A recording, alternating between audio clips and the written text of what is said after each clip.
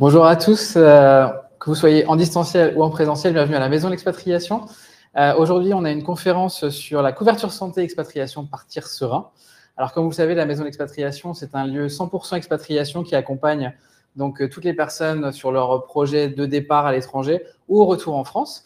Et on a organisé donc tout au long de ce printemps et de cet été 2025 des conférences sur plein de sujets différents, également des rendez-vous d'accompagnement. Alors, sachez que la maison se termine demain, donc le 17 juillet déjà. C'est déjà 8 semaines qu'on est ouvert. En revanche, on va réouvrir à partir de septembre, donc n'hésitez pas dès maintenant à prendre rendez-vous pour tout le reste de l'année. Et puis, on espère revenir, bien entendu, ici à Paris au printemps prochain. Donc, comme vous le savez, dans tous les sujets qui sont importants pour l'expatriation, il y a bien sûr la question de la couverture santé qui reste primordiale. Que vous soyez étudiant, actif, retraité, ça reste vraiment un sujet essentiel. Donc, pour répondre à cette question, on est rejoint par 3 experts. Merci d'être là. On a donc Aurélie Brière, directrice des affaires juridiques du Centre des liaisons européennes et internationales de sécurité sociale, ou CLES, pour que ce soit plus rapide. On a également Rachida Kassi, directrice du marketing, de la communication et du développement de la Caisse des Français de l'étranger, CFE, encore une fois, il y a des acronymes, toujours. Et également Alexis Saint-Albin, directeur du développement du groupe Malakoff Humanis. Donc, ils sont là aujourd'hui pour vous donner tous les conseils afin de bien préparer votre expatriation sur les questions liées à la protection sociale. Donc, comme vous le savez, cette conférence est diffusée en ligne. On propose aux personnes sur place ou également donc aux internautes qui nous rejoignent un peu partout dans le monde de poser leurs questions dès maintenant dans le chat et on prendra donc les questions à la fin de cette conférence. J'aimerais bien peut-être pour commencer qu'un tour de rôle, vous puissiez présenter vos structures. Si Aurélie… Je commence. Je prends un petit micro, c'est ça, voilà. Bonsoir à tous. Donc, je suis Aurélie Brière, je suis la directrice des affaires juridiques du CLES. Donc, le CLES, c'est un établissement public qui renseigne sur la mobilité internationale, sur la protection sociale dans un contexte de mobilité internationale, donc que vous soyez retraité, actif, étudiant, et sur tous les risques de sécurité sociale, la santé, la maladie, etc., etc. Vous pouvez donc sur notre site du CLES retrouver un certain nombre d'informations. Vous avez les descriptifs des accords internationaux de sécurité sociale. Vous avez un descriptif de d'un grand nombre de monographies, ce qu'on appelle des descriptifs des régimes de sécurité sociale de chaque pays dans le monde. Et puis des études sur la protection sociale. Donc, le CLES, c'est un organisme national, pivot. Qu'est-ce qu'on fait concrètement au CLES? On veille à ce que les accords internationaux de sécurité sociale soient bien appliqués par les organismes étrangers et français de sécurité sociale. Et pour ce faire, on répond à un certain nombre aussi de questions des assurés, de divers interlocuteurs, RH, cabinet d'avocats, etc., sur la protection sociale à l'international, que ce soit lors de permanences juridiques ou par mail.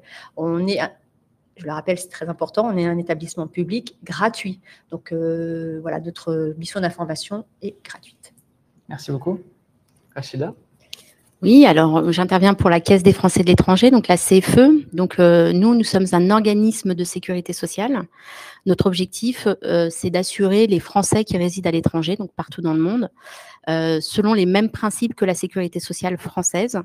Donc, à savoir sur la maladie, donc la partie santé, maladie, maternité, invalidité, sur la partie prévoyance avec les accidents du travail et la maladie professionnelle pour les personnes exerçant une activité salariée à l'étranger, et la retraite. Donc la CFE, le seul organisme qui permet aux personnes qui exercent une activité salariée à l'étranger de cotiser dans les mêmes conditions que s'ils étaient restés en France. On verra, alors ça c'était dans la précédente conférence, mais on verra pourquoi le CLES et pourquoi la CFE et à quel moment on fait jouer les accords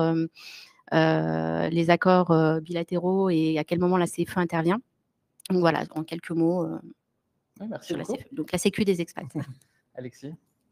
Bonjour. Alors, Malakoff Humanis, c'est ce qu'on appelle un groupe paritaire et mutualiste de protection sociale, qui est un groupe à but non lucratif, avec 2 métiers principaux. Le premier, qui est une mission de service public. Nous gérons la retraite complémentaire des salariés du privé, le régime Agirc-Arrco. Malakoff Humanis gère à peu près 40% de la retraite complémentaire en France. Et une autre activité concurrentielle, celle-là, en santé, prévoyance et épargne.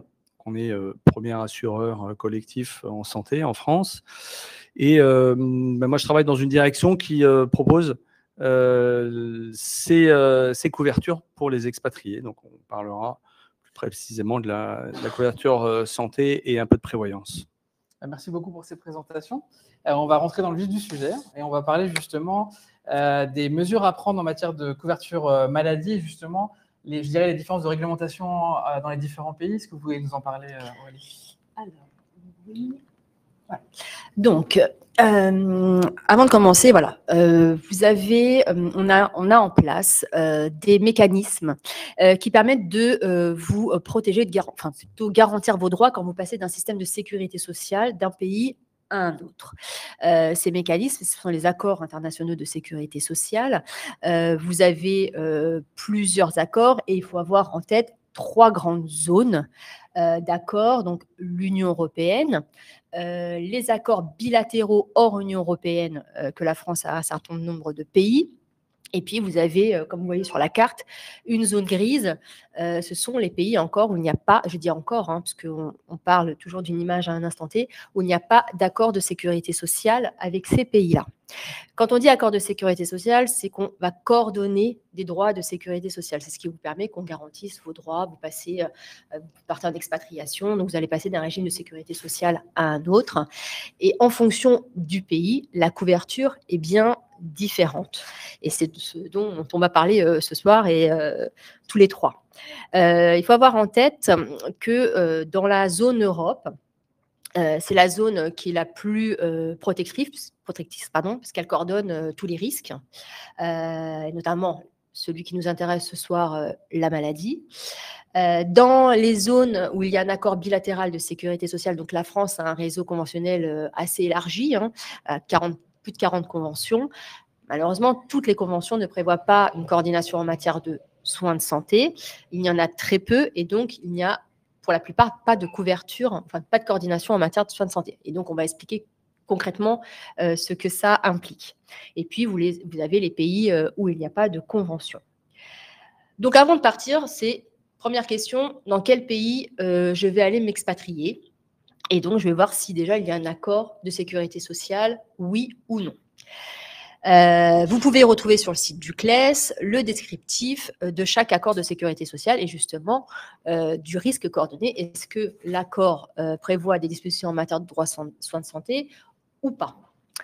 La deuxième question, ça va être quel est mon statut? Est-ce que je vais être retraité? Est-ce que je vais y travailler? Est-ce que je vais y faire mes études? Et en fonction du statut, bonsoir madame, je vous en prie, en fonction du statut, votre situation en couverture maladie va être différente. Alors, on va prendre des exemples pour que ce soit très concret. Dans le cadre de... Alors, on va évacuer un exemple assez rapidement, puisqu'il y a un principe. En général, vous êtes affilié à un régime de sécurité sociale. Et lorsque vous partez travailler dans un pays, que ce soit dans l'Union européenne ou hors Union européenne, vous allez être affilié au régime de sécurité sociale local. Il y a une exception à ce principe, c'est le détachement.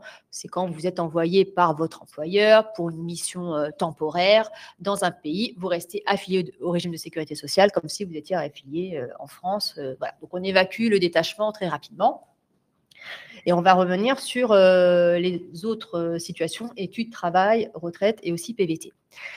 Alors, on va prendre 3 exemples très concrets. Dans le cadre de l'Union européenne, je vous ai dit, c'est un accord multilatéral au sein de l'Union européenne. C'est des règlements européens de coordination. Il est assez protecteur. Il y a plusieurs situations. Vous partez travailler dans un pays de l'Union européenne.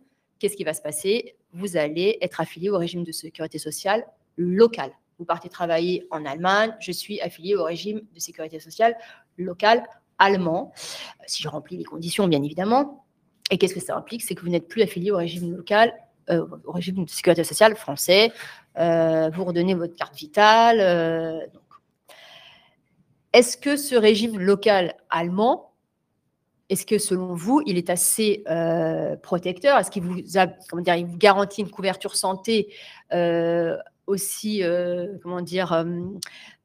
que vous avez en France, ou du moins celle que vous souhaitez avoir. Et donc, vous pouvez vous renseigner justement sur ce régime local sur le site du CLES, vous allez sur le site du CLES, vous allez dans le régime allemand et vous verrez la couverture offerte par le régime allemand. Donc ça, c'est dans le cas du travail.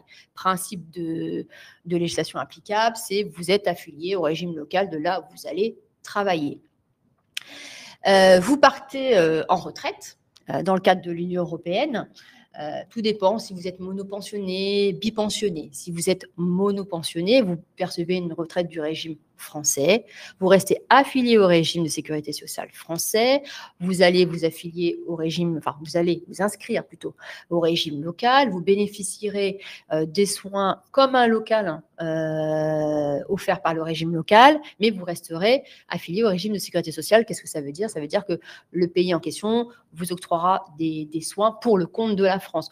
Je suis retraité, je pars résider au Portugal, je vais avoir des soins dans un hôpital public portugais, mes soins sont pris en charge par le régime portugais, mais pour le compte de la France, puisque je reste affilié au régime de sécurité sociale français, je garde ma carte vitale et j'aurai une carte européenne d'assurance maladie pour mes déplacements au sein de l'Union européenne. Vous êtes bipensionné, ça veut dire que vous avez une double pension, pension française et pension d'un régime de l'Union européenne. Vous serez affilié au régime local, vous serez affilié du coup là au régime de sécurité sociale de résidence. Vous basculez en fait. La résidence va basculer sur l'autre régime de sécurité sociale. Donc là, vous n'aurez plus de carte vitale, mais vous aurez une carte européenne d'assurance maladie, y compris pour vos soins en France. Il faut penser aussi que ce qui est important comme notion, c'est que c'est une notion d'affiliation au régime de sécurité sociale, ce n'est pas une notion de nationalité. Ce n'est pas parce que vous êtes français que vous bénéficierez toujours de soins en France. Et ça, c'est très important parce qu'on a souvent des questions des assureurs qui disent « mais je suis français, je ne comprends pas pourquoi je ne peux pas bénéficier de soins en français ». C'est parce que vous êtes, dans certains cas, plus affilié au régime de sécurité sociale français du fait que vous soyez parti en expatriation. Donc, dans l'Union européenne, vous allez être affilié au régime local. Alors, vous pouvez toujours vous renseigner sur le régime local. Les systèmes de sécurité sociale, on les coordonne. Hein. Il n'y a pas d'harmonisation des régimes de sécurité sociale. Donc, chaque pays a son propre régime de sécurité sociale, a sa propre couverture santé. Et donc, je vous conseille de vous renseigner avant de partir. Mais au sein de l'Union européenne, on peut dire que globalement, les régimes, si ce n'est équivalent à la France, se rapprochent quand même de celui de la France. Donc, voilà pour l'Union européenne. Dans le cadre des conventions bilatérales, c'est une autre histoire. Effectivement, c'est comme je vous ai dit, il y a assez peu de conventions qui prévoient des dispositions en matière de soins de santé. Et donc, dans ces cas-là, soit vous partez travailler dans un pays hors Union européenne, vous allez, en tant que travailleur, être affilié au régime local. Donc, pareil, vous bénéficierez de la santé du régime local et à vous de voir si cela vous convient. Si vous êtes retraité, ce sera également la même situation. À la différence près, c'est que pour les retraités ayant une durée de 15 ans d'assurance, ils bénéficient toujours de la possibilité de se faire soigner en France et de conserver leur carte vitale. Il faudra qu'ils s'inscrivent à la CNAREF avant de partir.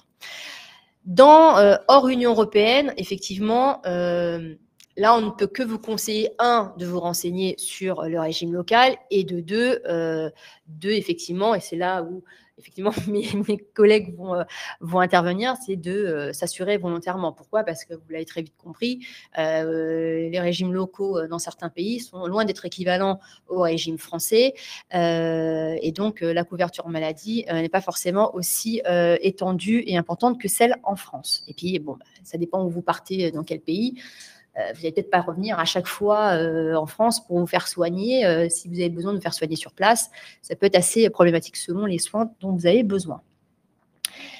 Ensuite, vous avez les étudiants. Donc, les étudiants, dans le cadre de l'Union européenne, donc s'ils ont des situations un peu particulières, ça dépend s'ils sont en résidence ou s'ils sont en séjour temporaire. En séjour temporaire, ils auront la carte européenne d'assurance maladie. En résidence, bénéficieront du régime local du pays d'études. Dans le cadre de hors Union européenne, un étudiant, il sera plus affilié au régime de sécurité sociale français, donc effectivement là aussi à voir pour une assurance volontaire. Il y a le cas spécifique du Québec qui a un accord, enfin on a une entente avec un protocole étudiant bien spécifique justement pour les étudiants. Donc là, je vous conseille d'aller, si vous êtes dans ce cas-là, de vous renseigner sur le site du CLES. Et puis, on a une catégorie, alors PVT, ce qu'on appelle les parcours vacances-travail. Je ne sais pas si plein de personnes sont concernées, mais on va en parler rapidement. C'est un dispositif qui permet à certains jeunes de 18 à 30 ans d'aller dans un pays et en visitant, de pouvoir travailler. Ce n'est pas le but premier d'aller travailler. D'abord, je vais dans ce pays à objectif de tourisme, mais je peux aussi, au cours de mon voyage, travailler. Et par contre, dans ce cas-là, vous n'êtes pas du tout affilié au régime local, vous n'êtes plus affilié au régime de sécurité sociale français, donc vous n'avez plus de couverture. Et là, la couverture, elle est indispensable. Donc, assurance volontaire. Et donc, il y a 15 accords que vous pouvez avoir sur le site du CLES en descriptif. Donc, avant de passer la parole à mes collègues, en fait, ce qu'il faut avoir en tête, comme question, c'est dans quel pays je pars? Est-ce qu'il y a un accord de sécurité sociale? Oui, non. Qu'est-ce qu'il couvre? Est-ce qu'il couvre la santé, puisque c'est le sujet qui nous importe ce soir? Si oui, voilà. Sinon, quel est le régime aussi local de sécurité sociale dans le pays où je vais aller? Est-ce qu'il offre une garantie aussi importante, qui rejoint celle de la France? Voilà les questions auxquelles il faut se poser avant de partir et de voir après si j'ai besoin de compléter par une assurance volontaire pour avoir une protection maximale. Et donc, je laisse la parole, du coup, voilà, à ma collègue de la CFE. Merci Aurélie, justement. Une fois qu'on a fait la checklist, je dirais, que vous avez proposée, Aurélie, sur les conventions, sur les destinations aussi de choix et puis un peu les différents statuts, qu'est-ce que propose la CFE, justement, quand la couverture n'est pas satisfaisante? Alors, c'est un peu ce que je disais en introduction. C'est effectivement, une fois qu'on a bien vérifié, donc on aura compris qu'Europe, on a les accords qui assurent un niveau de système, de protection sociale assez équivalent à celui de la France. Mais la question peut se poser dans les autres pays. Donc déjà, premièrement, dans les pays où il n'existe pas d'accord, et parfois dans des pays où il existe des accords, où les accords n'assure pas complètement le même dispositif que le dispositif français. Donc ça nécessite effectivement de connaître le pays où on va s'expatrier et d'avoir tous ces éléments. Ouais, alors là, il y a juste... Ouais. Voilà, c'est ça. Je vais essayer de parler un peu plus fort. Pas de souci. Mais donc déjà, une chose est sûre, donc quand on part en expatriation dans un pays où il n'y a pas de système de sécurité sociale ou de protection sociale de manière plus large, ou que le système est moins performant que le système français, celui qu'on connaît, effectivement, il faut penser à une assurance volontaire. Et ce que je n'ai pas dit en intro, c'est que effectivement, la CFE, c'est la sécurité sociale dans le sens où on transpose les mêmes garanties que la sécurité sociale aux Français qui résident à l'étranger, mais c'est une assurance volontaire. Donc, une fois qu'on a quitté la France, il n'y a aucune obligation à être affilié à la CFE. On s'affilie pour avoir le même niveau de protection sociale. Et quand je dis même niveau, donc la CFE, ce sera des remboursements en termes de santé équivalents à ce que la sécurité sociale française aura remboursé en France. Donc, nous, on transpose ce montant de remboursement au coût de la santé à l'étranger. Donc, vous le verrez, si vous allez plus loin sur notre site, on explique que, en fonction, on a divisé le monde en 5 catégories, de la zone 1 à la zone 5. La zone 1 étant les pays qui regroupent les pays où le coût de la santé était à peu près équivalent au coût de la santé française. En France, pardon, et la zone 5, là où le coût de la santé est vraiment très cher par rapport à ce qu'on connaît en France. Donc, on va y retrouver Singapour ou les États-Unis, par exemple, en zone 5. Donc là, le niveau de couverture CFE ne sera pas suffisant. Et sur certains actes aussi, le niveau de la couverture CFE ne sera pas suffisant. Et là, il faudra y intégrer également une complémentaire santé. Donc, je laisserai la parole après à Alexis.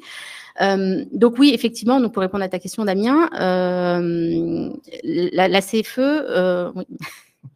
Merci. C'est bien, hein, ouais, un assistant. Tu peux passer, c'est après la partie santé. Donc, effectivement, on a des produits santé en fonction des différents statuts. Sur la partie santé, on couvre vraiment tout le monde. À la différence d'une assurance privée, la CFE n'a pas de questionnaire médical, elle n'a pas d'exclusion de pays, elle n'a pas de limite d'âge. Donc ça, c'est aussi des éléments qu'il faudra prendre en compte quand vous comparez les assurances internationales ou les assurances privées tout court. Et donc, on assure vraiment tout le monde, en solo ou en famille, et partout dans le monde. Et surtout, l'intérêt de rester à la CFE, c'est que qu'on soit retraité ou non, on peut continuer à conserver sa carte vitale et on peut revenir à tout moment se faire soigner en France lors de séjours temporaires. Ça aussi, c'est important, puisque la CFE est censée couvrir des personnes qui résident à l'étranger. Donc, voilà, dans les grandes lignes, ce que je peux dire. Oui, alors, oui, ça, je rentre un peu plus dans le détail. Sur la partie santé, si on s'assure au moment où on quitte le territoire français, on a jusqu'à 3 mois après avoir quitté le territoire français pour s'affilier à la CFE, on n'applique pas de carence, on couvre dans la continuité de votre départ de France. Donc, ça veut dire que vous êtes pris en charge immédiatement au moment de votre adhésion. En revanche, si vous laissez passer ce délai de 3 mois, donc vous avez quitté le territoire français depuis plus de 3 mois et vous avez adhéré à la CFE après 3 mois, là, on peut vous appliquer une carence. Donc, une carence, c'est une période pendant laquelle vous allez payer des cotisations. Donc, nos cotisations sont trimestrielles, mais vous ne pourrez pas prétendre à des remboursements. Donc, cette carence, elle est liée à l'âge de l'adhérent. Donc, c'est 3 mois de carence lorsqu'on a moins de 45 ans et 6 mois de carence lorsqu'on a plus de 45 ans. Donc, ça, c'est sur la partie santé. Et pour se couvrir côté santé, il faut être de nationalité française ou européenne pour le titulaire du contrat. En revanche, les bénéficiaires du contrat, il n'y a pas de critères de nationalité. On couvre vraiment toutes les nationalités. Donc, conjoint de nationalité étrangère, ça passe. Donc ça, c'est sur la partie santé. Donc santé, c'est maladie, maternité, invalidité. Donc invalidité, c'est lorsque on n'est plus en capacité de travailler et qu'on est encore en âge de travailler et qu'on a un arrêt de travail d'une assez longue durée. En France, on instruit un dossier d'invalidité. La CFE, si ça se produit à l'étranger, est aussi en capacité d'instruire un dossier d'invalidité et de verser une pension d'invalidité qui vient compenser cette perte de salaire liée à cette incapacité de travail. Donc, comme en France, en fonction du degré d'incapacité de travail, le montant de la pension d'invalidité va différer. Et à la différence ou pas, cette pension d'invalidité qui serait versée par la CFE, elle sera versée à l'assuré jusqu'à sa retraite, quel que soit son parcours. Donc, si la personne est rentrée en France, ça restera la CFE qui continuera de verser cette pension d'invalidité. C'est un petit détail quand même qui est important à savoir.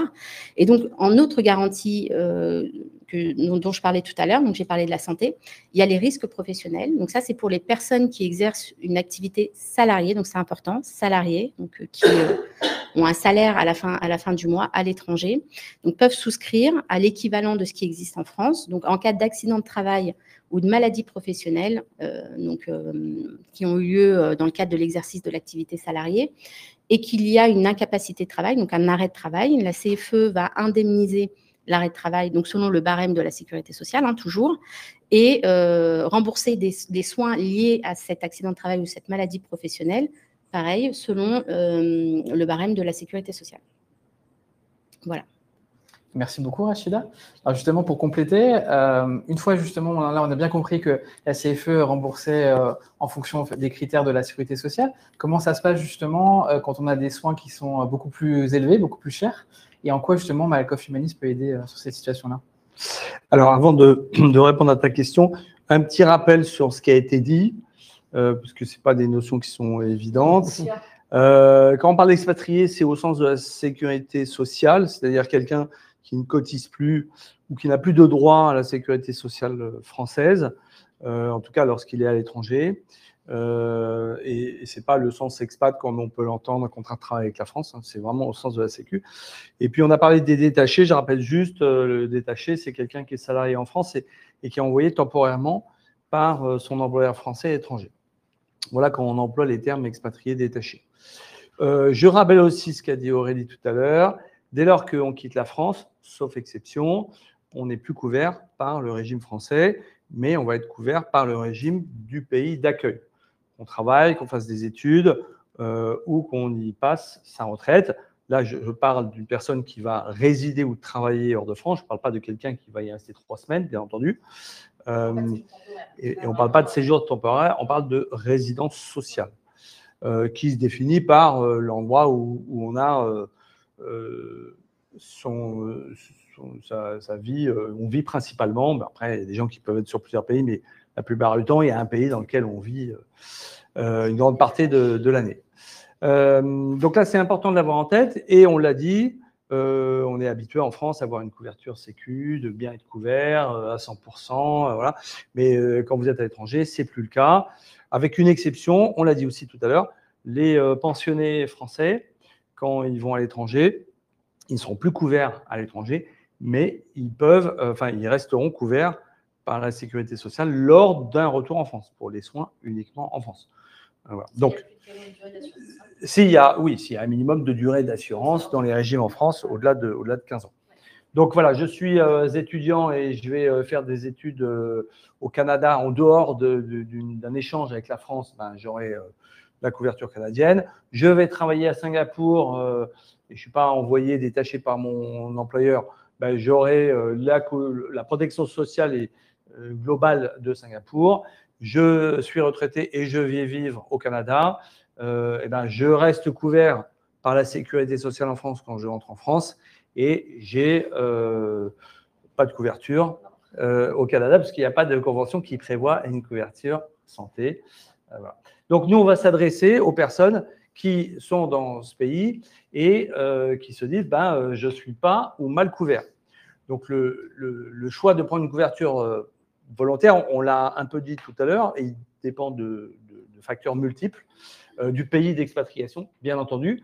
Si vous allez travailler en Suède, a priori, vous aurez les régimes suédois. Si vous êtes retraité, vous aurez la Sécu suédoise, donc vous n'aurez pas besoin de garder une protection sociale française.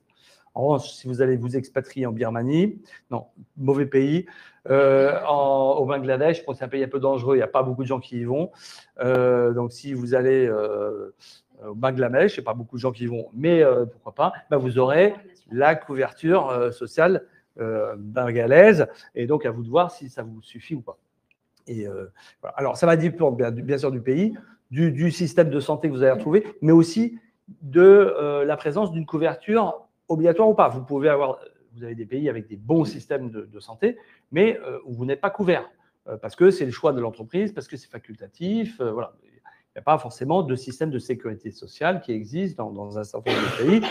Je prends l'exemple des États-Unis. Vous n'avez pas de sécurité sociale aux États-Unis. Vous avez des obligations de couverture privée. Mais obligations, il reste quand même beaucoup d'Américains qui n'ont pas du tout de couverture santé. Vous pouvez, en fonction de votre visa, tout ça, être dans ce cas-là et ne pas avoir de couverture via votre employeur américain.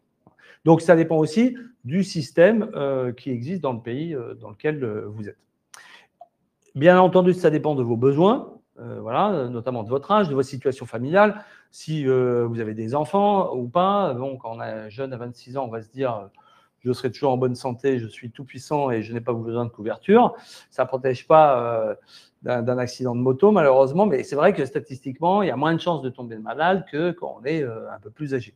Et puis, quand on n'a pas d'enfant, c'est vrai qu'on peut se dire tant pis, je prends le risque. Mais bon, pour nous, ce n'est pas le bon calcul, je pense. Mais, et puis, bien entendu, ça va dépendre de vos ressources. Donc là, ce n'est pas neutre, puisque si vous choisissez de cotiser de manière volontaire, ça sera assez rare de trouver un employeur qui va financer tout ou partie de cette couverture. Sauf si vous êtes en mesure de négocier avec lui, avec votre employeur français ou étranger d'ailleurs. Donc nous, on a des clients qui réussissent à négocier un salaire un peu supérieur pour prendre en compte cette couverture. Mais la plupart du temps, ce n'est pas comme en France où l'employeur a une obligation de prendre à sa charge une partie de ses charges sociales. Là, à l'étranger, a priori, c'est une adhésion volontaire. L'employeur, ou même si vous avez monté votre entreprise, il n'y a pas d'obligation. Et donc, ça coûte cher. D'autant que, on l'a dit, si vous souhaitez une complémentaire à la CFE en vous disant sinon j'aurai un gros reste à charge, vous aurez la CFE, éventuellement une complémentaire à payer. Si vous souhaitez une couverture prévoyance, vous avez de la prévoyance. Si vous souhaitez courir en retraite, il faudra payer votre retraite. Voilà. Donc, ça peut coûter cher. Bien entendu, ça dépend de vos ressources. Voilà. La couverture santé des expats, elle diffère de plusieurs points de la couverture des personnes en France.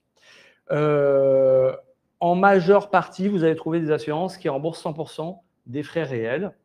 C'est assez rare, mais ça peut exister de trouver des assurances qui remboursent 80 ou 90%. Mais en fait, les Français sont tellement habitués d'être remboursés à 100% que ça ne marche pas très bien. Donc, la plupart des assureurs remboursent 100% des frais réels avec des plafonds plus ou moins élevés. Et c'est ça qui va être différenciant. Et c'est ça qui va faire qu'un assureur va pouvoir avoir des niveaux de garantie différents. C'est le plafond de remboursement.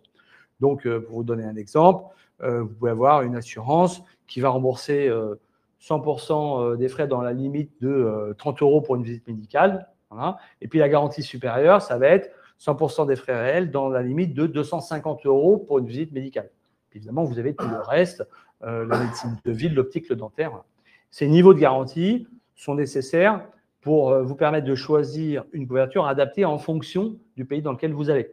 Si vous allez vous expatrier en Malaisie, où le coût de la santé n'est pas énorme et est correct, vous n'avez pas les mêmes besoins qu'aux États-Unis, où là, une visite médicale, minimum, c'est 120 $. Donc, si vous n'avez que la CFE, bah, vous serez remboursé 18 € à peu près. Voilà. Et si vous prenez une couverture santé avec un plafond de 30 €, bah, vous serez remboursé 30 plus 18 et vous aurez un gros reste à charge. Donc ça, c'est une différence avec la France, c'est des remboursements avec des plafonds qui sont parfois beaucoup plus élevés qu'en France, puisqu'on tient compte des coûts locaux. Donc des plafonds très différents, hein, c'est ce que je viens de dire. Alors pareil, en France, on a un certain nombre d'obligations, les assureurs complémentaires, carcan réglementaire qui fait que l'assureur ne peut pas faire ce qu'il veut. Par exemple, nous, assureurs en France, on ne peut pas rembourser plus de 100 € une monture. Bon, voilà. On ne peut pas rembourser plus d'une fois tous les 2 ans des verres et des lunettes, sauf si vous avez un changement de dioptrie. Bon. Là, à l'étranger, on peut faire un peu ce qu'on veut, mais généralement, on applique un peu les mêmes règles qu'en France. Ça permet aussi de limiter les surconsommations. Mais voilà, donc on a moins d'obligations et on doit tenir compte du coût des frais médicaux à l'étranger. Alors, la plupart du temps, dans une couverture expat, vous allez trouver une couverture d'assistance.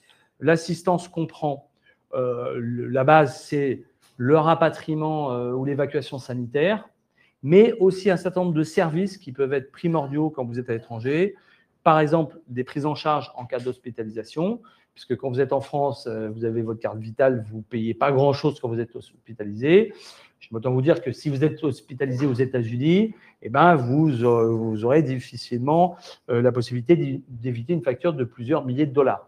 Donc, soit vous faites l'avance et puis vous attendez que votre assureur complémentaire vous rembourse, soit, et la plupart du temps, c'est le cas dans les assurances pour expatriés, vous avez un système d'appel de 24 heures sur 24 qui permet à l'assureur de placer une prise en charge auprès de l'hôpital et de dire, voilà, madame, monsieur est couvert, nous rembourserons 100% des frais réels, parce que la plupart des assureurs remboursent 100% des frais réels en hospitalisation. Et donc, ça permet, que ce soit une hospitalisation programmée ou d'urgence, de ne pas avoir à faire l'avance. Voilà. Par ailleurs, bon, vous avez un certain nombre d'autres garanties comme la responsabilité civile, l'assurance bagage qui sont souvent inclus dans cette couverture d'assistance, hein, qui n'est pas de la maladie. Je répondrai aux questions juste après, mais j'ai noté une future question.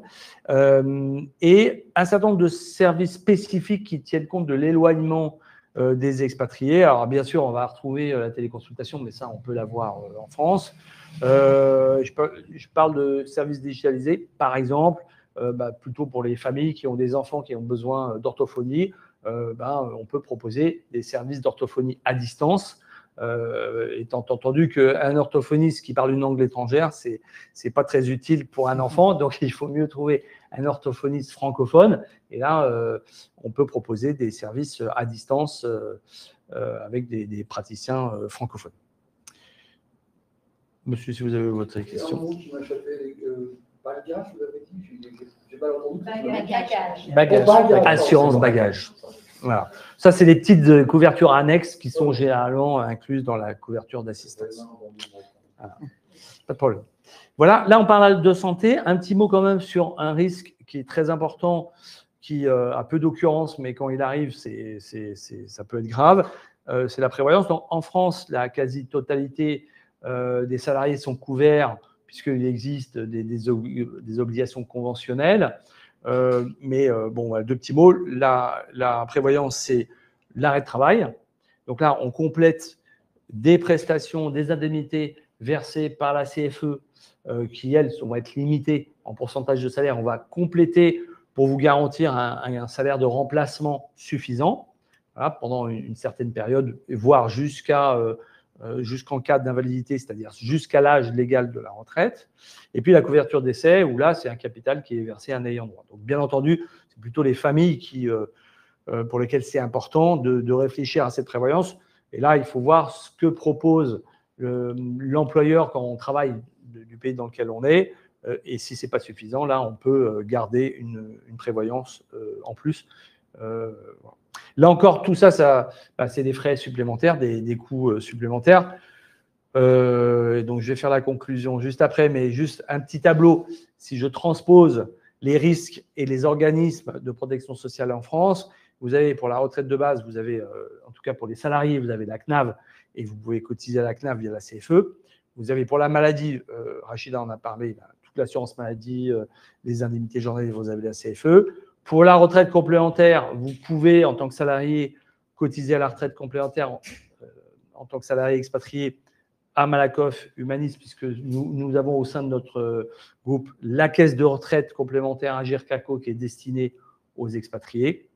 Et puis enfin, vous pouvez, en dehors de l'Union européenne, enfin de l'espace économique européen, cotiser à, c'est plus Pôle emploi, c'est France Travail, de manière volontaire si vous le souhaitez. Voilà, je vais conclure en disant un mot que, pour résumer tout ce qui a été dit, un sujet sur les assurances complémentaires. On a parlé du délai de carence de la CFE, là j'ai omis de l'écrire, mais la plupart des assurances individuelles, d'une part, pratiquent une sélection médicale à l'entrée, donc on va vous demander un questionnaire de santé et l'assureur peut vous refuser ou vous demander une surprime.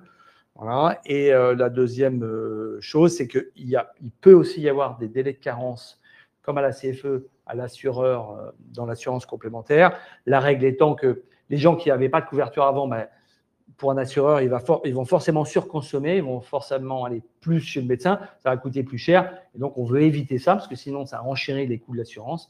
Et donc, si vous n'aviez pas de couverture équivalente avant, vous risquez aussi une délai de carence pour la complémentaire. Une question par rapport à ça, parce qu'on a une question du chat. Oui. Quel est le délai justement dans ces cas-là? C'est variable? Comment ça se passe? Alors, la CFE, c'est 3 à 6 mois et nous, c'est 3 mois. C'est-à-dire qu'on ne va pas mettre de délai de carence si vous justifiez une couverture équivalente dans les 3 mois avant. Après, on a des accords avec la CFE et par exemple, une personne qui adhère à la CFE et qui a un délai de carence à la CFE et qui adhère chez nous au complémentaire, on va la couvrir pendant le délai de carence de la CFE uniquement pour le gros risque, pour l'accident. Mais pour tout le reste, il va y avoir un délai de carence qui va être celui de la CFE. C'est le délai de carence au retour en France? Là, on parle de la délai de carence de l'assurance. Là, et on parle de personnes qui adhèrent après. Alors, il peut y avoir aussi un délai de carence au retour, sauf si vous étiez dans un pays avec convention ou si vous aviez eu la bonne idée de prendre la CFE. C'est l'avantage de la CFE. Hein. Mais là, on parle de délai de carence d'une personne qui est déjà à l'étranger. Voilà. Donc, le maître mot, c'est d'essayer de se couvrir avant, de nous appeler pour savoir combien ça coûte, pour voir ensemble quel est le bon niveau de couverture qui convient, pour que vous fassiez ça avant votre départ, parce que c'est toujours plus compliqué de le faire quand on est déjà à l'étranger. J'ajoute que vous pouvez avoir aussi des barrières qui empêchent de souscrire quand vous êtes déjà à l'étranger. Par exemple, nous, si vous êtes déjà aux États-Unis, on ne pourra pas vous couvrir parce que la réglementation américaine est très dure. On ne veut pas avoir d'ennui avec eux et nous interdit de vous couvrir. Ça veut dire qu'il faut anticiper avant le départ d'expatriation. C'est le maître mot, il faut anticiper et il faut faire tout ça avant son départ. 3 mois. Oui, 3 mois, pour moi, c'est la bonne période parce qu'il faut que vous puissiez joindre les organismes. Alors, nous, on vous renseignera aussi pour la CFE parce que si vous nous appelez, on vous dira aussi combien coûte la CFE, mais vous pouvez contacter les CFE. Mais bon, ça nécessite quand même de prendre un certain nombre de renseignements sur votre pays, sur votre conditions, sur vos besoins. On a, nous, un devoir de conseil en tant qu'assureur. Il faut qu'on vous fasse un devis. Souvent, les personnes peuvent dire combien ça coûterait avec une assurance un peu meilleure ou un peu moins bonne pour comparer. Voilà. Et puis après, on a les délais pour adhérer.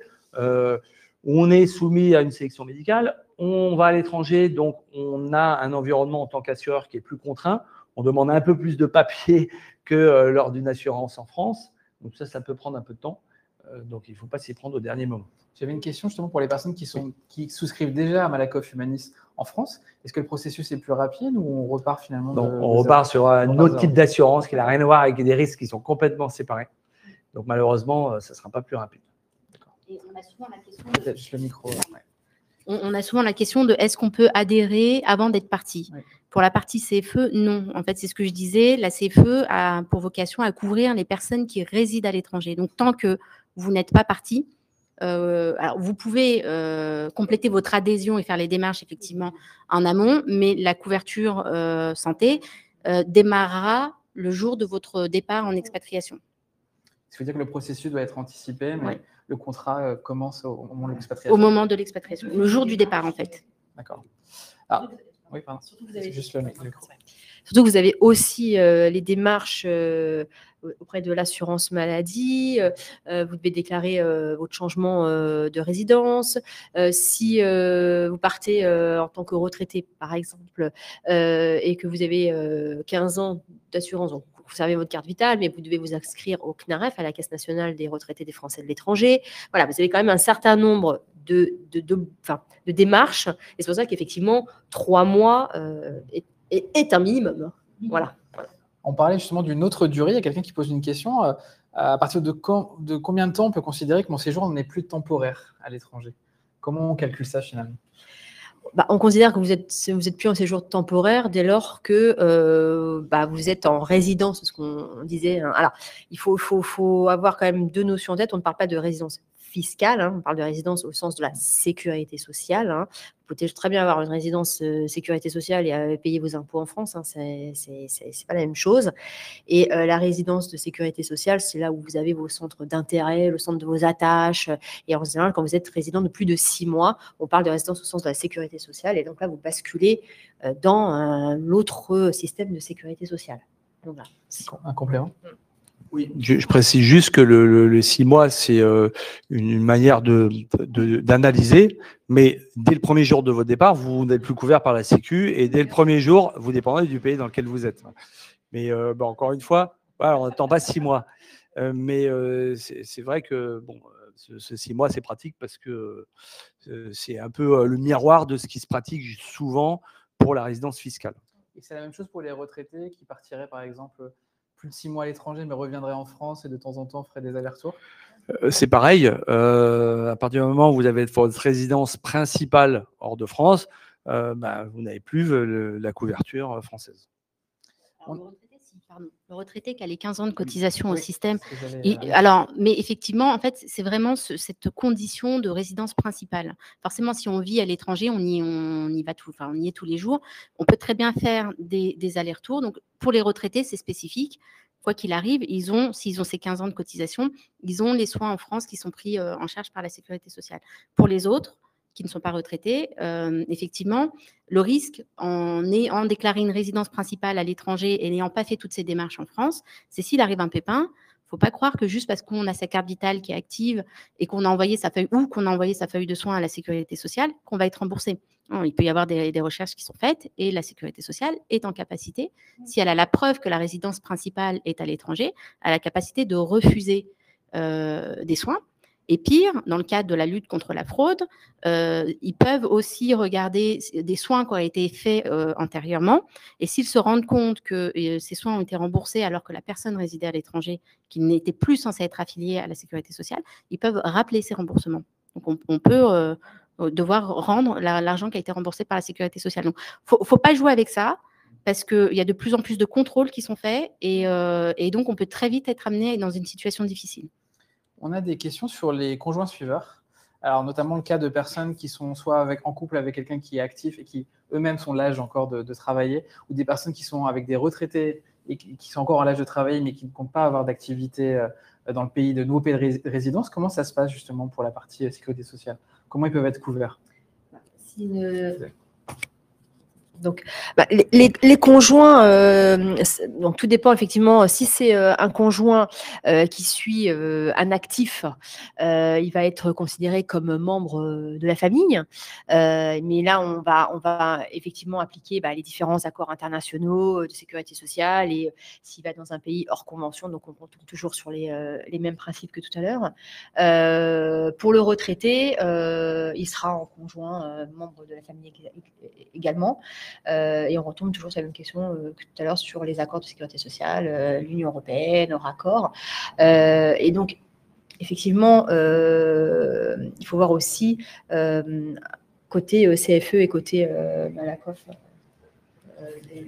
Pour compléter, donc sur le conjoint suiveur, sur la partie santé, il n'y a pas de sujet en fait. Nous, on assure une famille ou une personne solo, peu importe, s'ils remplissent les conditions, il n'y a aucun sujet. Si le titulaire du contrat a une nationalité française ou européenne, voilà, le conjoint, quelle que soit sa nationalité, peut être couvert par la CFE.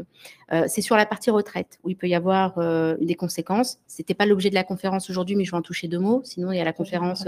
Oui, mais on en a parlé dans la conférence précédente. Effectivement, le conjoint suiveur qui souvent quitte son emploi en France, donc n'a pas forcément d'activité à l'étranger.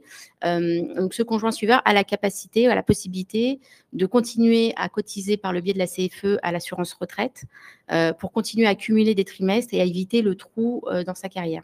Voilà. Si on veut plus d'informations, il y a une conférence complètement dédiée à ça et des informations sur le site de la CFE. Une précision sur la partie membre de famille, qu'est-ce qu'on considère? C'est uniquement des contrats de mariage, c'est le PACS, comment Non, c'est mariage, concubinage, PACS et même déclaration sur l'honneur. Du côté des assurances complémentaires, la plupart du temps, la cotisation, elle est fonction du nombre de personnes à couvrir. Donc, l'assuré principal peut couvrir le conjoint, les enfants, ou pas, si ceux-ci auront par ailleurs une autre couverture. Et on couvre, oui, de manière assez large le conjoint, marié ou pas, y compris d'ailleurs les enfants du conjoint qui ne seraient pas les enfants de l'assuré principal, s'ils sont dans le même toit. Voilà. Là, c'est une notion assez large. J'ai une question sur des personnes qui ne peuvent pas se soigner dans leur pays d'expatriation parce que soit les soins sont insuffisants, soit c'est compliqué et qu'ils le font au retour en France. Comment ça se passe pendant des vacances en France? Tu veux répondre tout dépend.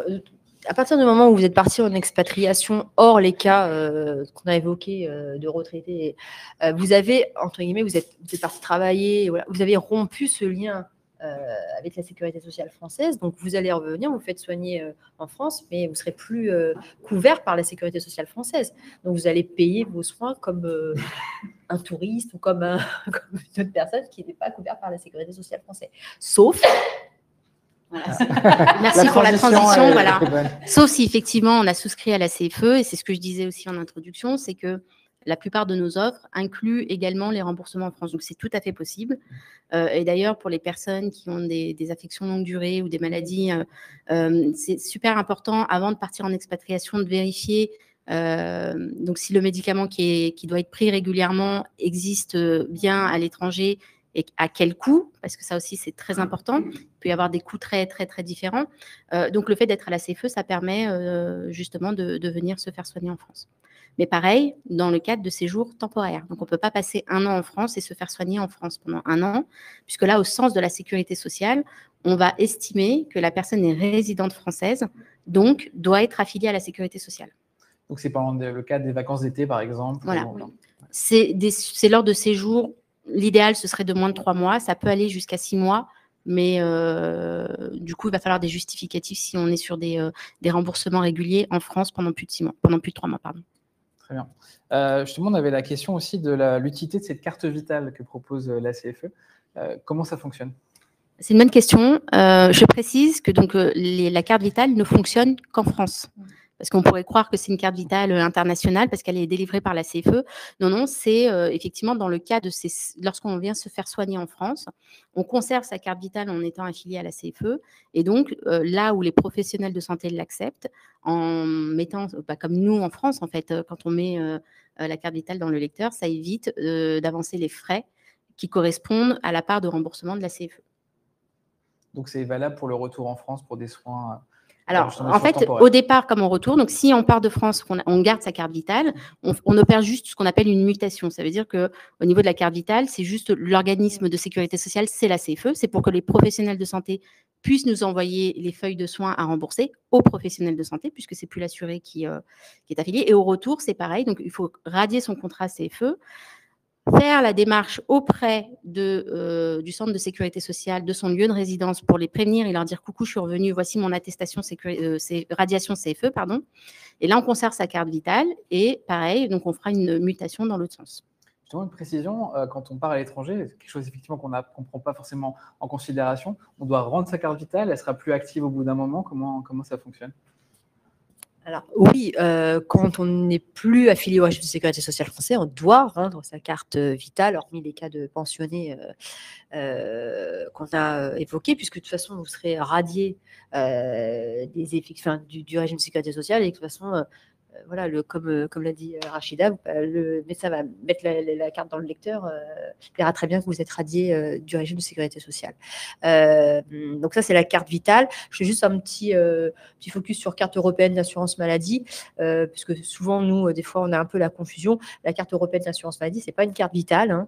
C'est une carte qui vous permet d'attester à quel régime de sécurité sociale au sein de l'Union européenne vous êtes affilié.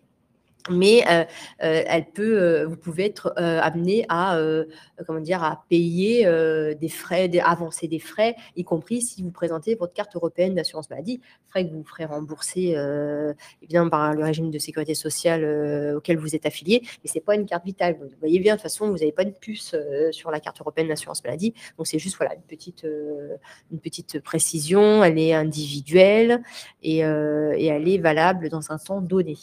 Voilà. D'accord, très bien. J'avais une question justement qui était liée aussi au fait de se déplacer pour devoir se faire soigner. Ça peut être le cas dans certains pays où on doit aller dans un autre pays plus proche qui a justement la possibilité de couvrir certains soins. Est-ce que les complémentaires peuvent aussi aider sur cette partie-là ? Alors, juste avant que tu interviennes, juste sur la partie convention, vous avez effectivement ce qu'on appelle les soins programmés. Vous pouvez avoir la possibilité... Vous pouvez avoir la possibilité de se dire, voilà, je dois faire des soins programmés, je dois aller dans tel pays parce que soit le soin dont j'ai besoin n'est pas accessible, par exemple en France, ou soit parce qu'il n'y a pas assez de place et donc je dois aller le faire, mais il faut le faire sous autorisation préalable. On ne va pas dans un pays faire un soin programmé et puis dire, voilà, j'ai été faire. Il faut avoir une autorisation préalable. Donc, voilà, c'est la partie générale. Excellente question. Pour les complémentaires santé, il y a deux systèmes qui prévalent. Soit on est couvert dans le pays d'expatriation et en France, et ailleurs on est couvert, mais uniquement en cas d'accident.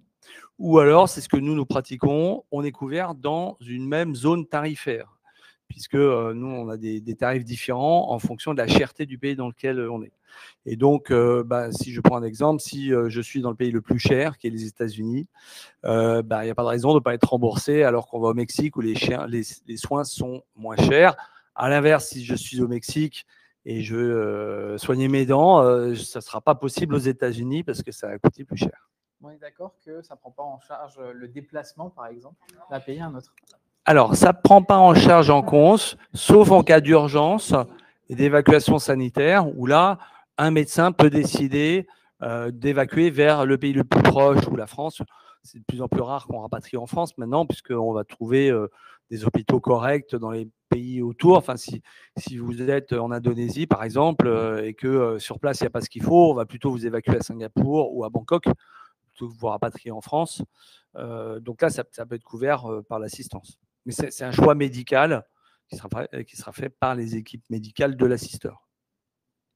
Rachida, si tu veux compléter. Juste côté CFE, c'est un peu différent, puisque nous, la cotisation, elle est unique, quel que soit le pays d'expatriation.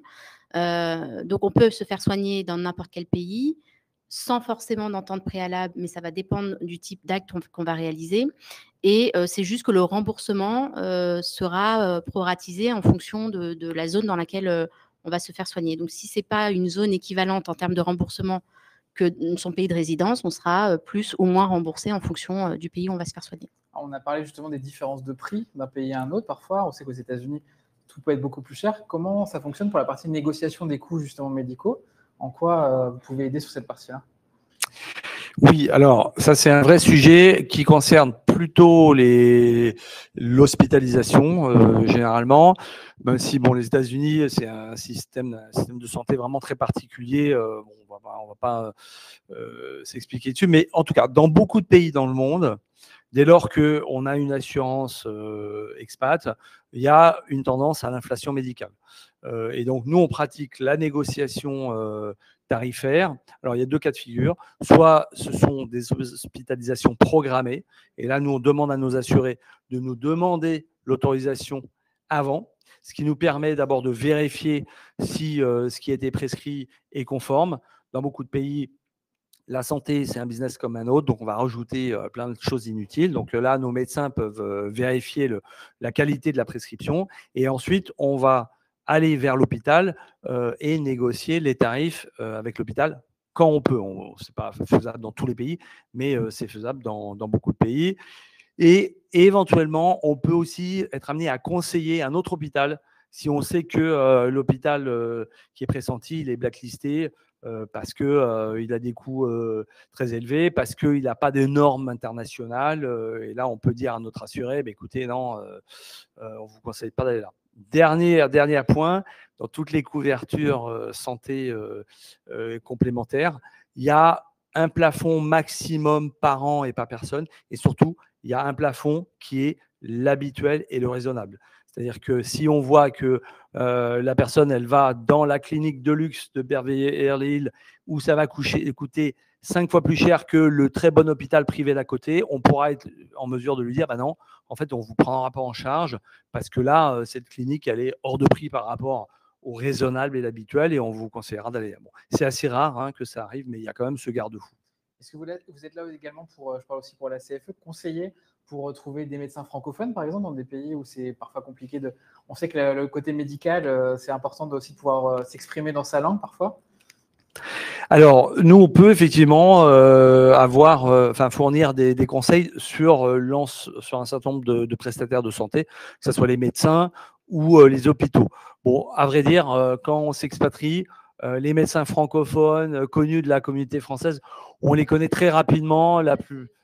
Les adresses se transmettent. Donc, ce n'est pas tellement là où on a des besoins, mais c'est plutôt des spécialistes ou des hôpitaux pour des opérations programmées. Alors, je ne parle pas de l'urgence, évidemment. Quand c'est une urgence, là, on n'a pas le choix de l'hôpital, mais c'est surtout pour les hôpitaux programmés. Question sur les couvertures aussi. On sait qu'on a vous voyez les antécédents aussi médicaux, donc potentiellement des personnes. Si on a eu justement une maladie grave, une pathologie, un cancer par exemple, est-ce que ça peut être un frein aussi à la couverture? Alors, pas la CFE, puisqu'il n'y a pas de sélection médicale. La plupart des assureurs complémentaires ou privés pratiquent une sélection médicale et vont effectivement poser des questions sur l'antériorité. Alors généralement, c'est rare nous, on ne pose pas de questions sur des problèmes médicaux de plus de 5 ans. On va regarder ce qui s'est passé les 5 dernières années, mais oui, effectivement, ça peut être pris en compte. Ce qui est compréhensible, je vais défendre l'assureur, mais l'assureur, il assure pour un risque à venir, il faut qu'il y ait un aléa, et pas sur un risque avéré. Voilà. Vous assurez pas votre voiture après avoir eu un accident, c'est avant. Voilà. Bon, la santé, c'est un peu pareil. Si on sait que y a une pathologie lourde, on sait que ça va être plus cher. Ça ne veut pas dire qu'on ne va pas couvrir, mais il peut y avoir, par exemple, une surprime. On peut demander une cotisation un peu supérieure parce qu'on sait que la personne elle a une pathologie et donc il faut le prendre en compte dans le tarif. Mais on peut aussi refuser. Un assureur peut aussi refuser, malheureusement. Une question justement générale sur plutôt comment ça fonctionne une fois qu'on est déjà sur place. On peut connaître bien entendu un peu le système de santé local en avance en regardant sur Internet, avoir plus d'informations, mais comment on sait justement si les couvertures locales sont suffisantes et si également même le système de santé en lui-même est suffisant, je dirais, pour un expatrié qui va dans un nouveau pays? Alors, vous pouvez, avant de partir, et même quand vous êtes sur place, si vous avez des questions, vous renseigner sur le site du CLES. Vous pouvez appeler les juristes du CLES sur les régimes de sécurité sociale. Vous pouvez faire aussi appel en tant qu'expatrié à la communauté expatriée qui peut aussi vous renseigner sur les différentes possibilités de couverture du régime local. Et les conditions pour y prétendre aussi, parce que parfois, il faut aussi remplir les conditions pour y avoir droit. Je pense que voilà, les ambassades aussi peuvent être aussi un relais, et les consulats sont aussi des relais importants pour les expatriés. Sur tous les sujets, y compris la protection sociale. Et nous, le CLES, on travaille effectivement avec les collègues du ministère des Affaires étrangères, les consulats, les ambassades, sur ces questions-là de protection sociale, puisque c'est eux qui sont en première ligne, on va dire des fois, pour aider les concitoyens quand ils sont en expatriation. J'ai une question. On peut passer le micro à Rachida parce que j'ai une question pour elle. Et une dernière question sur le live. Merci d'ailleurs à tout le monde. On a beaucoup de questions. On ne va pas répondre à tout le monde. Après, on partira sur la partie aussi en présentiel, bien entendu. On ne vous oublie pas, bien entendu.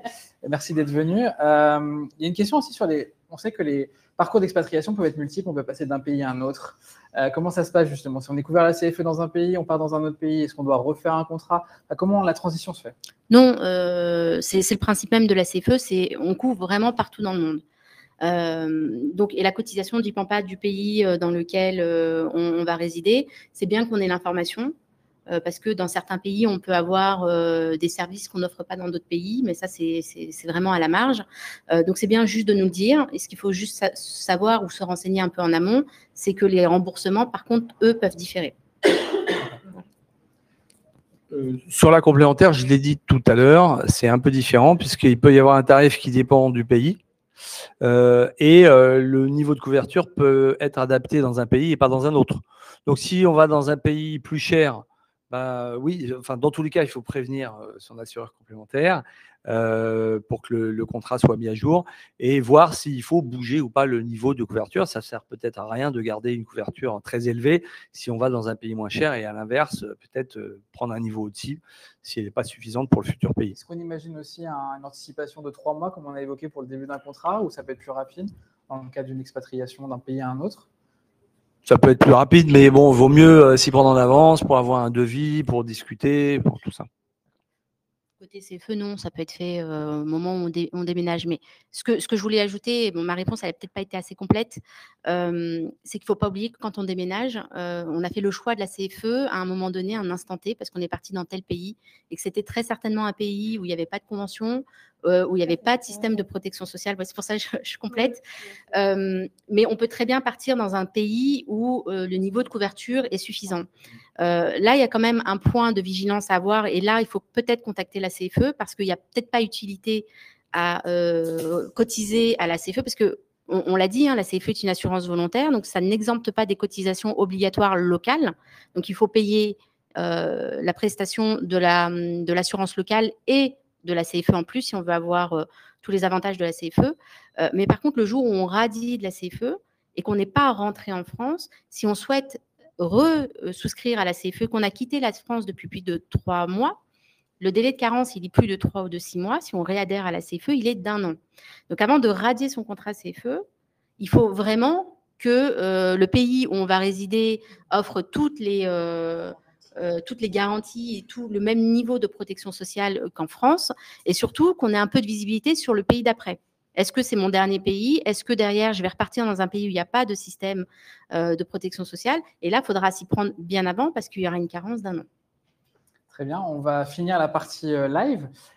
Si juste vous pouvez préciser comment on peut vous contacter chacun. Oui, alors sur la présentation, il y a nos coordonnées, je pense, qui sera envoyée donc, à tous les inscrits. Sinon, c'est le site de la CFE. La maison de l'expatriation jusqu'à demain. Exactement.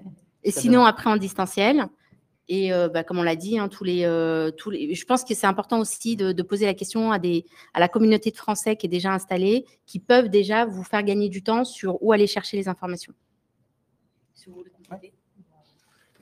Pour chacun d'entre vous. Nos sites respectifs, Malakoff Humanis et CLES.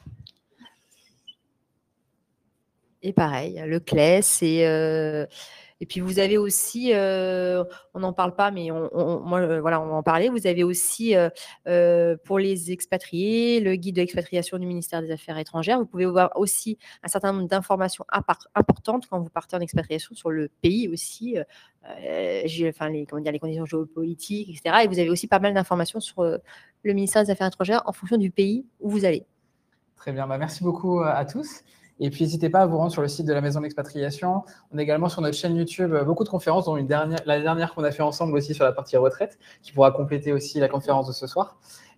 Et puis, si vous voulez, n'hésitez pas à toujours prendre rendez-vous au sein de la Maison de l'Expatriation. Alors, plus pour cette opération-là, mais à partir de septembre, en tout cas, on va prendre quelques vacances et on va revenir avec plein de conseils. Merci à tous. Merci.